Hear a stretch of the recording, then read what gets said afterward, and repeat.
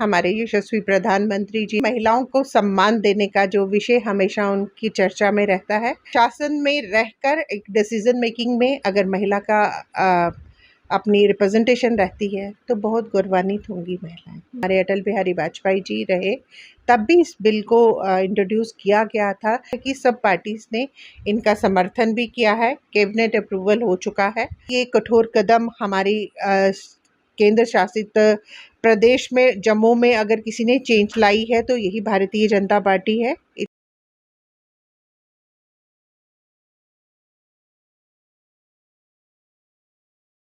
पूर्व deputy mayor इस वक्त मेरे साथ मौजूद हैं। पूर्णिमा जी, किस तरह से देखते हैं आप इस सबको कि कल के दिन हमारे नए पार्लियामेंट का श्री गणेश भी हुआ है और उसमें अगर किसी चीज़ के बारे में बात हुई है सबसे पहले तो वो महिला आरक्षण के बारे में बात की गई है। कल का एक ऐतिहासिक दिन है, एक बहुत ही हमारा रिलीजियस दिन था। आपने देखा हो गणेश चतुर्थी के पावन पर्व पर हमारे यशस्वी प्रधानमंत्री जी ने नतमस्तक होते हुए नए पार्लियामेंट में अपना आगमन किया है और आगमन करते ही महिलाओं को सम्मान देने का जो विषय हमेशा उनकी चर्चा में रहता है, महिला आरक्षण बिल को डिस्कशन में लाया गया है। अपेक्षा यही की जा रही है कि थोड़े ही दिनों में अगर ये बिल में परिवर्तित होता है, परिवर्तित होते हुए महिलाओं को सम्मान मिलता है तो अपने आप में बहुत अच्छा कदम है। शासन में रहकर एक डिसीजन मेकिंग में अगर महिला का अपनी रिप्रेजेंटेशन रहती है तो बहुत गौरवान्वित होंगी महिलाएं। मैम, इसी के साथ अगर बात की जाए पिछले काफ़ी टाइम थी तो पिछले टाइम में और पिछली सरकारों की बात की जाए तो उस टाइम पर भी हो सकता है कि इस बारे में बात चली हो। तो क्योंकि आप काफ़ी टाइम से सियासत में हैं तो क्या आप अपने एक्सपीरियंस के हिसाब से बता पाएंगे कि पहले कुछ इस बारे में बात चलती थी या नहीं? नहीं, पिछली भी ऐसी सरकारें रही, इवन हमारी भाजपा सरकार भी रही जब हमारे अटल बिहारी वाजपेयी जी रहे तब भी इस बिल को इंट्रोड्यूस किया गया था। लेकिन कई ऐसे कारण रहे, डिस्कशन में आने के बाद भी कई सत्ताओं में रहते हुए भी ये बिल जो है वो लैप्स हो गया। आपने देखा होगा कि आज लाइव डिस्कशन में हमारे मेघपाल जी ने एवरी इफ एंड बट जब से हमारी सरकारों ने इसको इंट्रोड्यूस करना शुरू किया था, एक एक तथ्य के साथ उन्होंने पार्लियामेंट में रखने का पूरा प्रयास किया गया।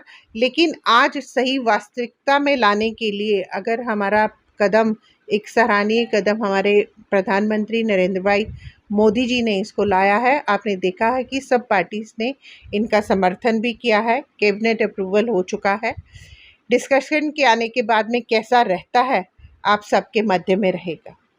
मैम, अगर बात की जाए आज ही के दिन की तो उमर अब्दुल्ला साहब ने एक मीटिंग जो है वो रखी हुई थी शेर कश्मीर भवन में, जहाँ पे उन्होंने उस मीटिंग को संबोधित करते हुए कहा कि इस बिल में अभी भी काफ़ी सारे फ्लॉज हैं। तो आप उस सब पे क्या जवाब देना चाहेंगे?